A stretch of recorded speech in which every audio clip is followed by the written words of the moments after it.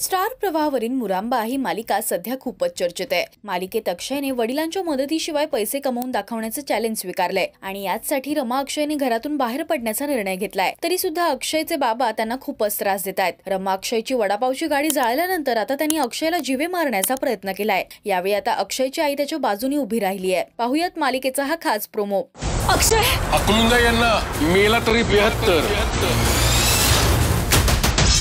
शशिकांत मुकादम, माझ्या मुलाला जर का काही झालं ना तर आधी तुला संपवेल, मग स्वतःला।